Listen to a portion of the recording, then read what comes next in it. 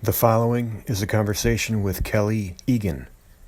Kelly is an inspirational leader and served as CEO of a successful VC-funded startup. She is an expert in organizational performance, and she has deep experience in implementing national and regional business development and talent acquisition initiatives. This is the Communicating Value Podcast. If you enjoy it, please like and subscribe. As you have thoughts, questions, ideas, and suggestions, I invite you to leave them in the comments below. And now, here's my conversation with Kelly Egan.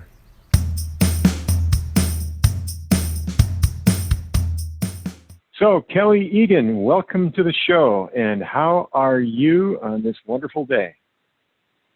Thank you for having me on this show. I am just doing great. Thanks so much for asking. Glad to be here. Absolutely. Glad to have you. So for our audience who may not know you yet, tell us what's kind of your story. Well, that's a great question. Oh gosh, where do you begin? Well, basically, I grew up in Southern California and went to school in Southern California, went to UCLA and graduated from UCLA. And worked in Southern California for several years in sales and sales management, and then moved to Colorado in the early 90s and found a home in Colorado and loved living there. While I was in Colorado, I continued to grow my career and become more senior in management. I started a company while in Colorado called HirePotential, and we got venture capital for that company, and I was the CEO of that. I went to Russia while I was in Colorado in 1996 and adopted a daughter in Russia and raised her and then came back to and continued working and growing our business HirePotential and trying new businesses as well. And then moved back to San Diego, back to California about 3 years ago, and am living in San Diego. And in the meantime, I lost my eyesight about 10 years ago. And I am mostly blind and have a guide dog named Hope.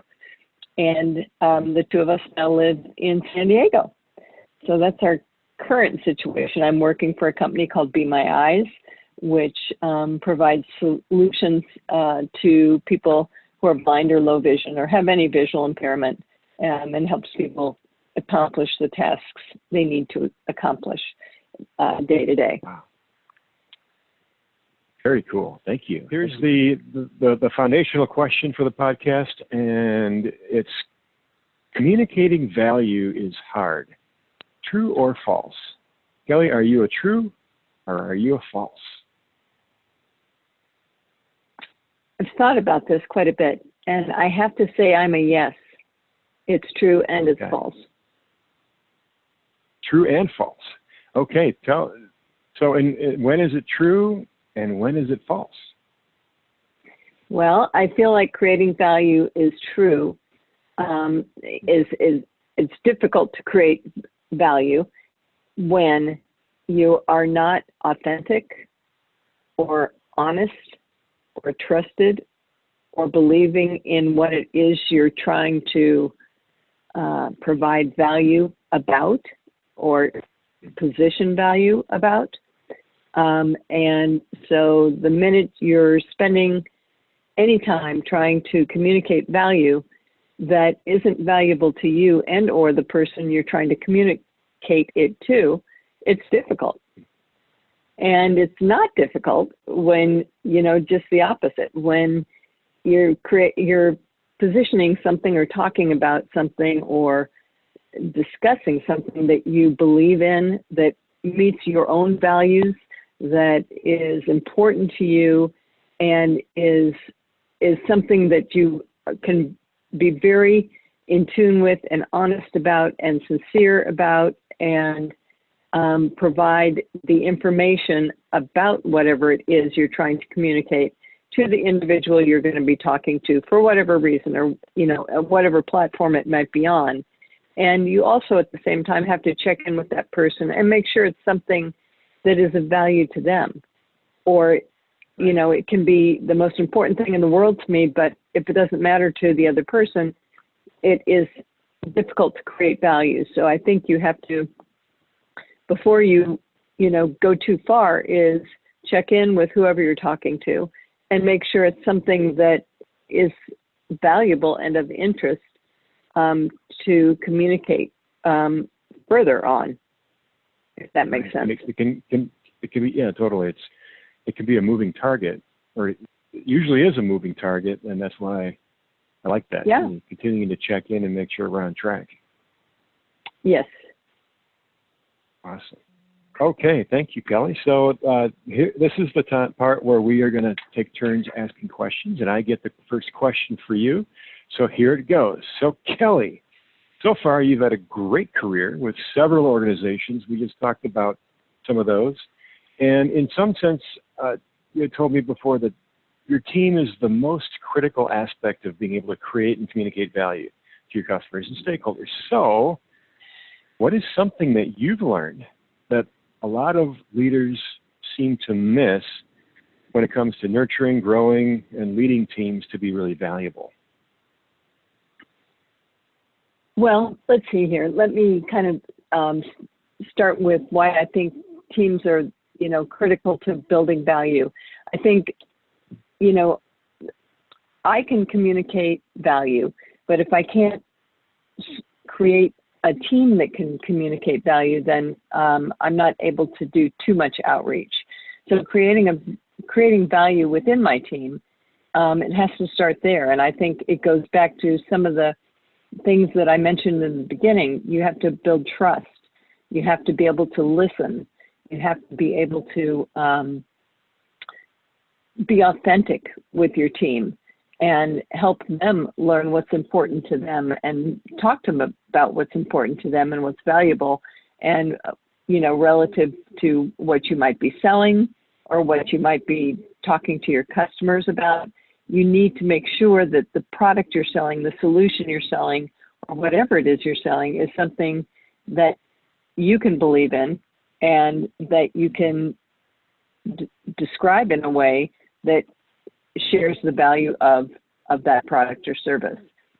Again, I think you have to talk to the customer or the individual you're selling to in a way that asks them questions at first, you know, and describe what it is you're going to be talking about, and find out what's important to them before you launch into what's important to you.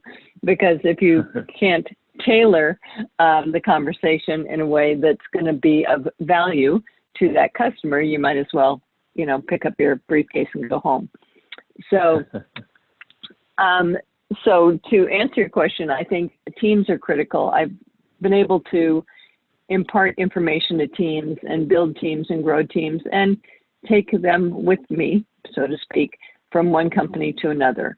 So the bottom line is, I think if you can create a relationship with your team, both professional and personal on a mild level, meaning you can trust one another. You're not just here to do business, but you care about one another and want to see each other be successful, and build that kind of relationship of value in relationship to another person.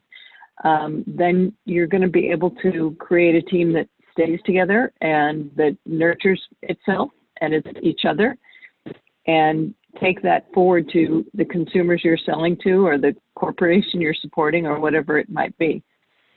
So I'm not sure I answered your question. Did I miss anything there? I think you nailed it. I think, yeah, I like the part about trust within the team and the personal relationship, because, and the being on the same page in terms of talking points and having a foundation of a great product or service.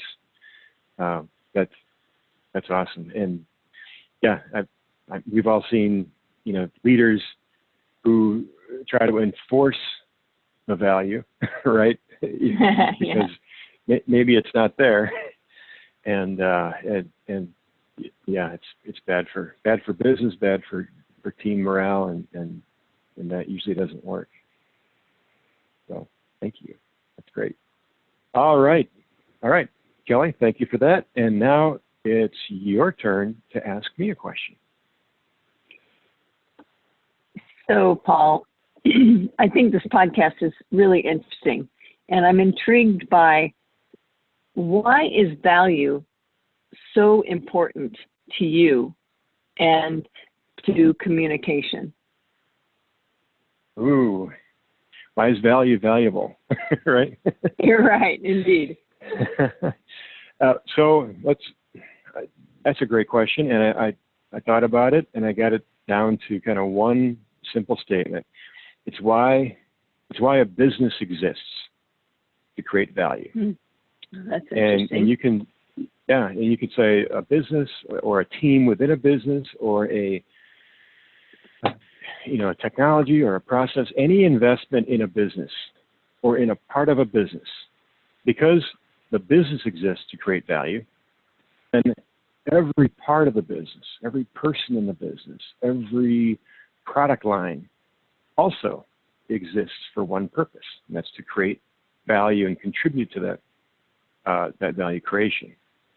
And otherwise, if you say, well, Paul, it kind of sounds good, but no, I've got stuff I spend money on in my business that doesn't add value, right? And then I'd say, okay, well, why are you doing it? Right? I'll talk to my boss, okay? Yeah, right, okay. We'll have a conversation. So if you figure that the purpose of a business is to take the inputs, the resources, the people, the time, the ideas, and do whatever they do, and then create value that's shared among the various groups, the owners of the business, the customers of the business, the suppliers to the business, they each get a little piece of that pie.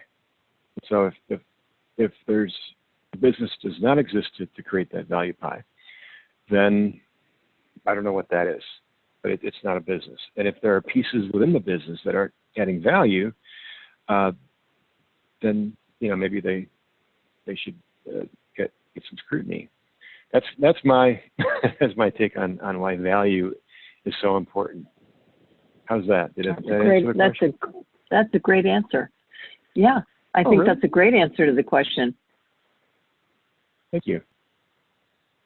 Now it's my turn, Kelly, and so this is a question about losing your eyesight. So what was it like to reinvent yourself, to rebuild yourself after you lost your sight, and what advice would you have for people going through something similar? Oh, that's a great question, and it's really one of my favorite topics to talk about because it's so multifaceted, I'll just say. So you go through various stages of denial, is where I started anyway, and lost a lot of my eyesight before I even admitted it to myself or to others, and in that process, you hurt yourself a little bit here and there because you can't see things that you think you should be able to see, and so on. So at some point, you have to come to the realization that you need to get training. And so I went to vocational rehab in Colorado and learned how to use a white cane and do things, to be able to get around safely in my environment, to be able to, figure out how to do things like, cook and get around with a cane and, figure out how to use a computer and things of that nature. Now, at this point, I still had quite a bit of vision, but I wasn't, I learned how to take public transportation and things of that nature. So you go through that program for about 6 months, and right before that, actually, I had applied for a guide dog, and I got my guide dog. Her name is Hope. She's still with me, and you go and I got guide dog training. Spent a couple of weeks at guide dog school, and came home with guide dog, and still thought I was pretty, invincible. And I almost got us both hurt a few times because I thought I knew what I was doing, but really I didn't. And she's the one that should be guiding, not me. Anywho, long story short, I think you go through stages of denial. Then you think you know more than you do, and then you ultimately have to become very willing to accept support and accept help from others, and accept that you're not the same, you don't have the same abilities that you used to have. It doesn't mean you can't do things the same. I mean, it doesn't mean you can't do all the things you could have done. However, you have to do them differently.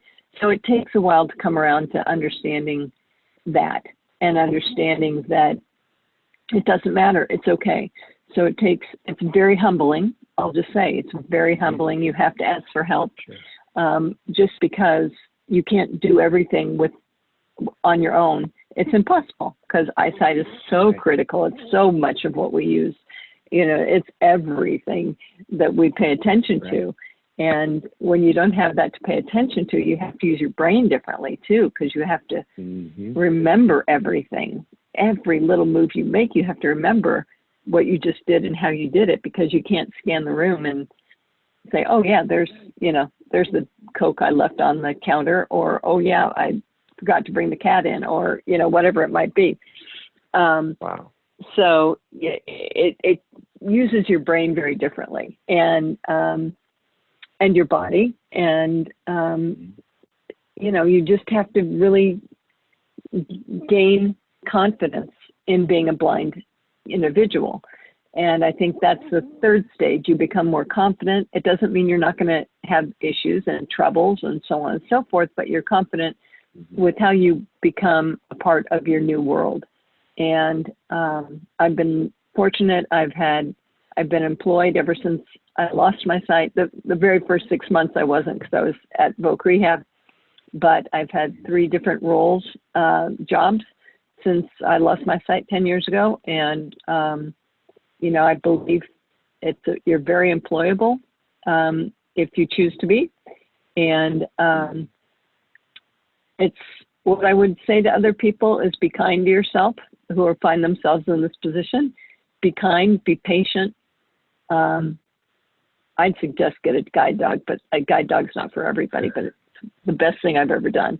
Is get a guide dog and learn how to use an iPhone pretty effectively using VoiceOver, which is one of the built-in services within iPhones and Androids. So you can, use your devices in ways that are going to support you. You have a guide dog, in my case, that will get you from A to B and do it safely, and also be your best friend. And so I'd say, be patient, trust that, in other people, and you need to be as open to trying new things as you possibly can be, because everything is new.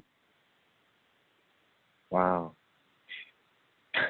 I'm just lingering on your last statement, being open to new things because everything's new. That's wow, and that's applicable to so many other changes.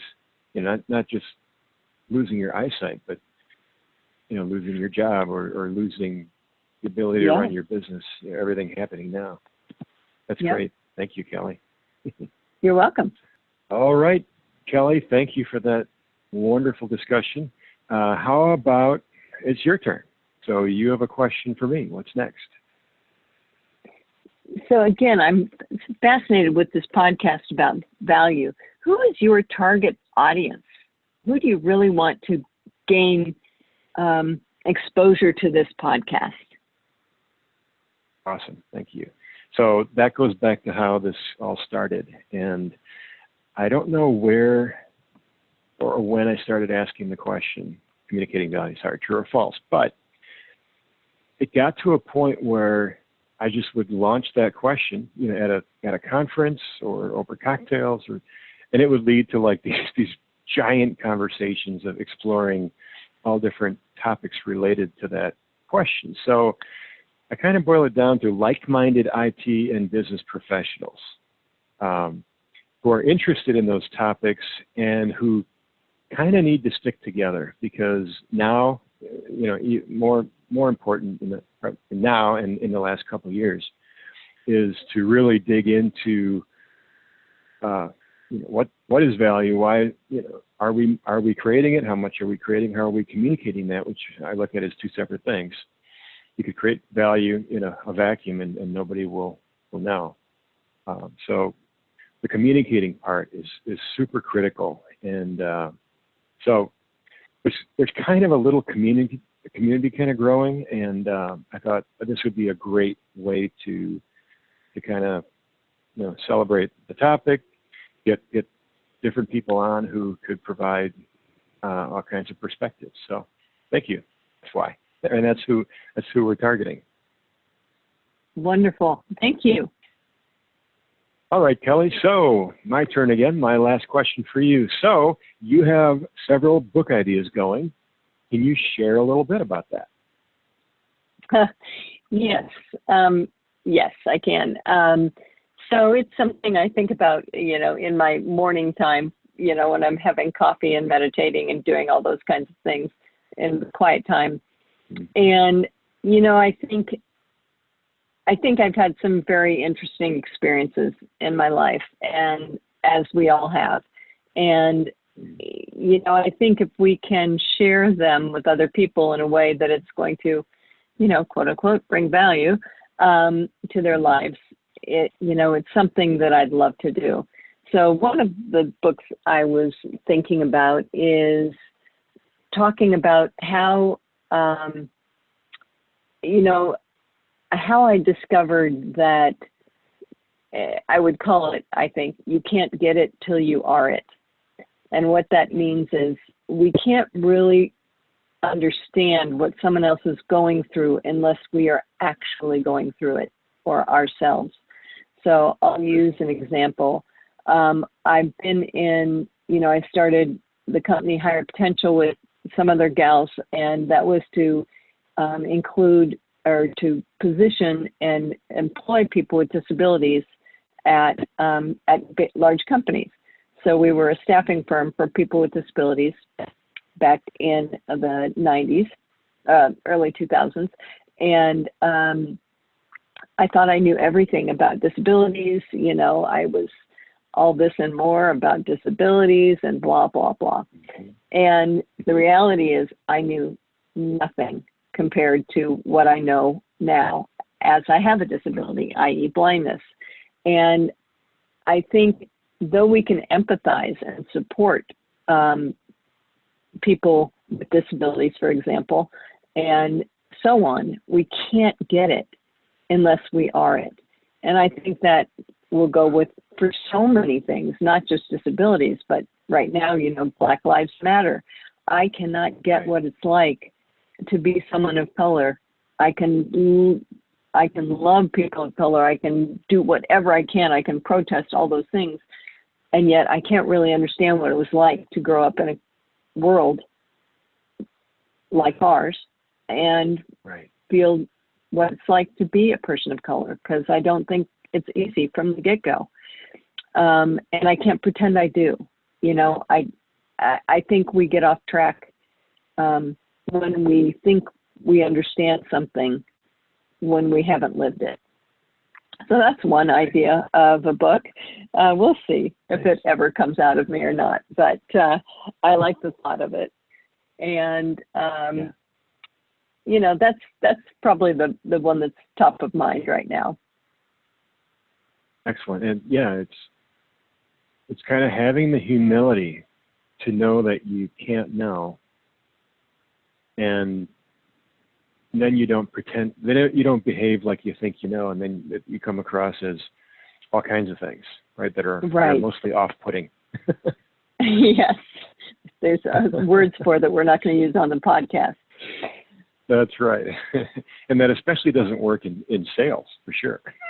Right. Exactly. Yeah. Exactly. Mm-hmm. That's awesome. Well, good. I can't wait for the book. Thank you for that. You're welcome. All right, Kelly, we're down to the last question, and that'll be your question to me. So I'm curious, what is the most interesting thing that you've learned from this experience, this podcast experience, and why? That's awesome. Okay, so are you ready? So, yep. Value communication starts way earlier than most people think. Way upstream. Because I think what I've learned so far is that the key to effective value communication starts at the beginning of the relationships, starts at the beginning of the product development, starts at the beginning of the startup, starts at the beginning of the marketing launch or the sales campaign or whatever it is. And to some people, that's a little foreign. Why would I worry about that? Usually, value communication, we've got the product, we're launching, and now we're coming up with the marketing talking points, and that's kind of where we think about this, right? But if a lot of people have talked about now, it's when we're conceiving of the product, it works better if we're conceiving of how we're gonna sell it, what the happy customers are going to say about it. I mean, Amazon, they've got a practice where if they got product ideas, they write the press release first. What would the press release say if this product does what we envision it to do? So I think I don't know if that answers it, but I think that's one of the most interesting things for me. That's very cool. Thanks. Okay, well, we did it, Kelly. So for someone who wants to learn more, how do they connect with you? Well, they can reach out to me at Be My Eyes, which my email address there is KEGAN@BeMyEyes.com, or Kelly Egan. I think it's Kelly Egan on LinkedIn. I certainly have a presence on LinkedIn. Nice. Perfect. Well, thank you so much, Kelly, for being on the show. I think it was great. I think our audience will love it, and I hope we can do this again soon. Thank you so much. I was really happy to be a part of this, and hope that I can help anybody else that needs additional support with blindness and or anything else that I brought to the table. Awesome. Awesome. Thanks, Kelly. Talk to you soon. Okay. Take care. Thanks.